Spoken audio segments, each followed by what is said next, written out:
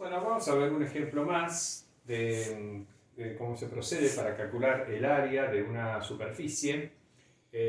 Nuevamente vamos a considerar la superficie de un cono, pero limitada de cierta manera que hace que surja una pequeña dificultad técnica para calcular el área de la porción de este cono. Porque no, digamos, no es tan sencillo identificar el dominio sobre el cual uno tiene que integrar. Entonces, vamos a calcular el área de la porción sigma del cono, x cuadrado más y cuadrado menos z cuadrado igual a 0, situada entre los planos z igual a 0 y x más z igual a 3. Este ejemplo está extraído del práctico 8, es el ejercicio 1E y también el ejercicio 3. Digamos, en el ejercicio 1E del práctico 8 se pide hallar una parametrización de esta porción del cono, y en el 3 hay que calcular el área de la superficie, ¿no? El área de sigma. Entonces vamos a hacer los dos en uno. Entonces, tratemos de imaginar, digamos, en qué consiste la porción del cono que estamos considerando. Esta es la ecuación del cono completo. El cono completo generado por la recta que pasa por el origen y que tiene una inclinación de 45 grados, digamos, respecto al eje Z, que rota alrededor del eje Z, me genera todo este cono, la parte de arriba y la parte de abajo.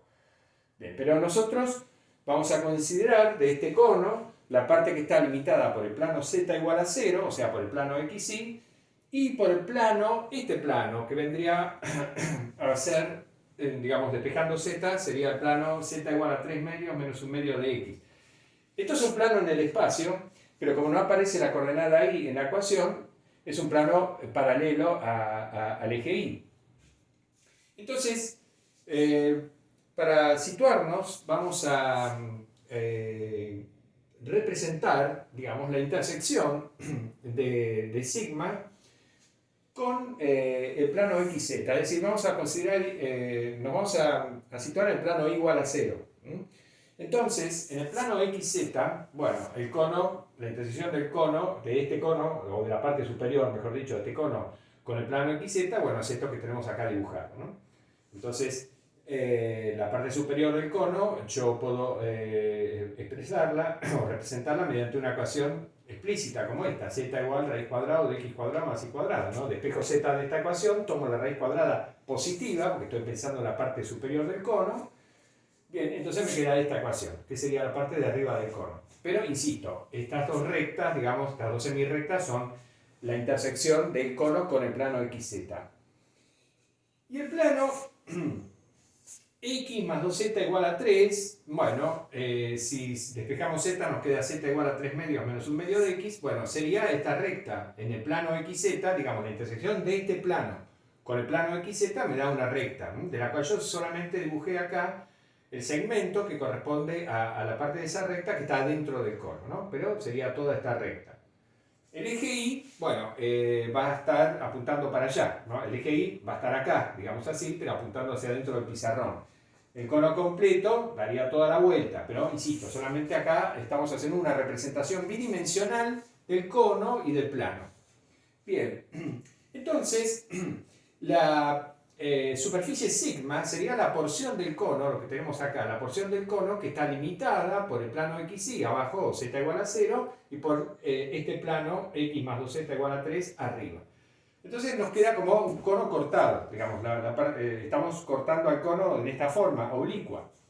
Y nos queda una superficie cónica, pero con esa forma oblicua, digamos, donde la tapa superior, en lugar de ser horizontal, es oblicua. Y tenemos que calcular, se nos pide calcular el área de la superficie de ese cono. El área de esa superficie sigma.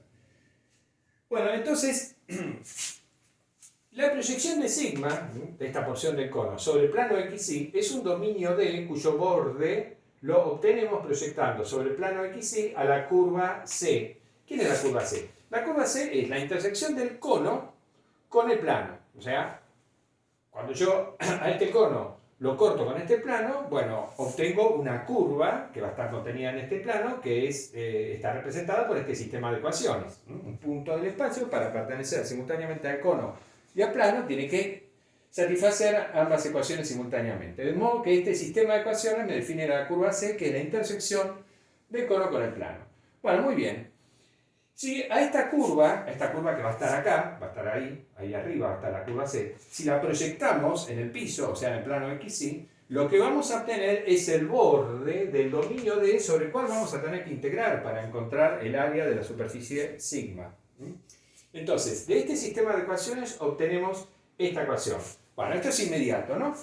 En la primera ecuación tenemos que x cuadrado más y cuadrado es igual a z cuadrado. Despejando z abajo y elevando al cuadrado, obtenemos esta relación. Entonces, ¿qué fue lo que logramos? Entre estas dos ecuaciones eliminamos a z. Acá no aparece z, solamente aparece x e y. De modo que esta ecuación me representa la relación que tiene que cumplir las coordenadas x e y de un punto del espacio para que ese punto esté en la curva C.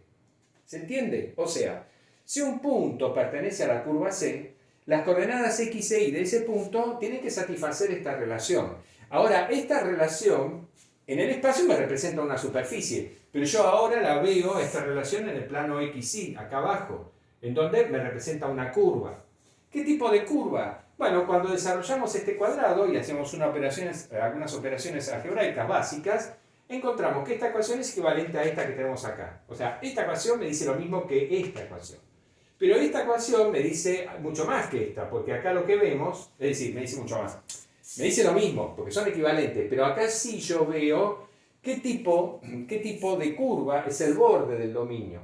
Porque esto que tenemos acá, me representa una elipse en el plano XY. Una elipse con centro en el punto X igual a -1 e igual a 0. Es decir, esto que tenemos acá es una elipse que está desplazada digamos, a lo largo del eje Z hacia la izquierda, o sea, hacia el eje Z negativo.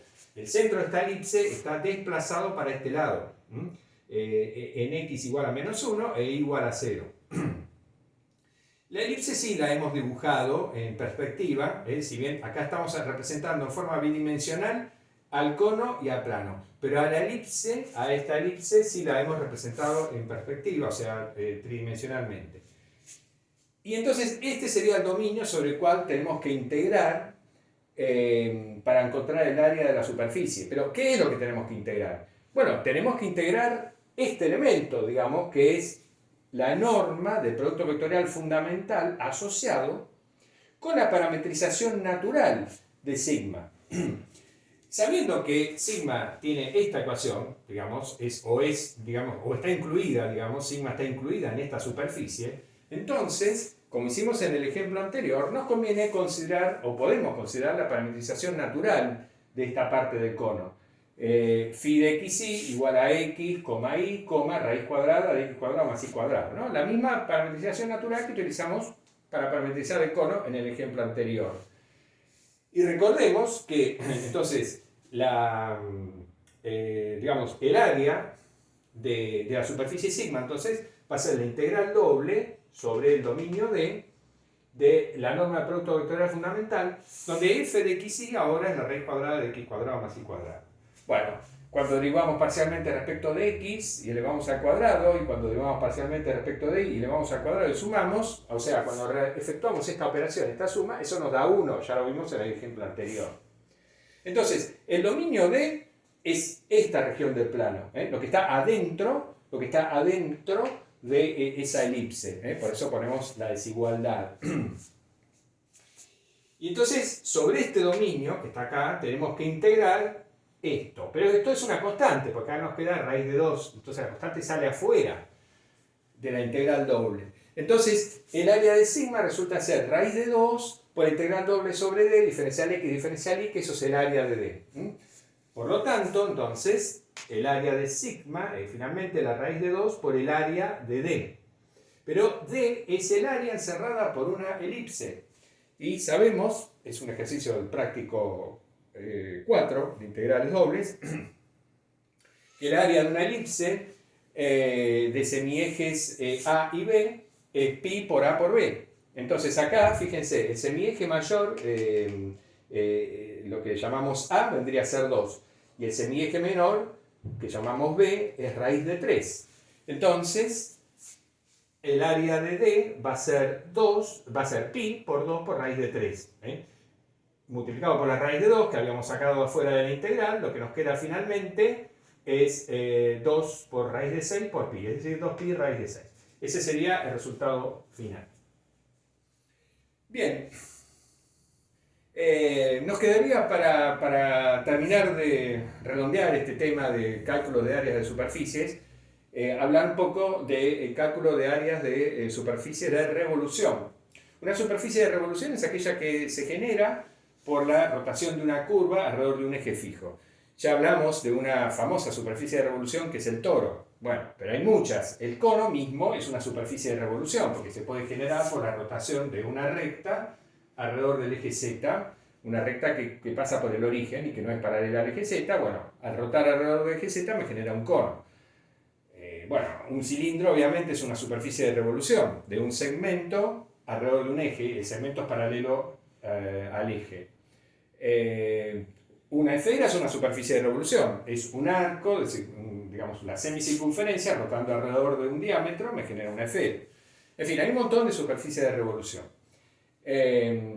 Y hay que aclarar, digamos, que incluso uno puede considerar superficies de revolución en las cuales la curva generatriz, o sea, la curva que está rotando alrededor del eje y que genera la superficie de revolución, esa curva generatriz no necesariamente tiene que estar en el mismo plano que el eje de revolución. Es el caso del ejercicio 6 del práctico 8. En el práctico 8, el ejercicio 6 pide calcular el área de la superficie de revolución generada por la rotación de un segmento alrededor del eje Z. Pero el segmento no está en el mismo plano que el eje Z, está torcido, ¿no?, respecto al eje Z. Y lo que está generando es un hiperboloide de una hoja, ¿no? Es una superficie cuádrica. Bueno, es un ejercicio medio complicado, lo vamos a hacer más adelante. Por ahora lo dejamos porque así ya podemos continuar con los contenidos que siguen, porque si no nos vamos a atrasar demasiado. El ejercicio 6 del práctico 8, tómenlo como algo optativo, pero que en todo caso, insisto, vamos a tratar de resolverlo acá en el pizarrón.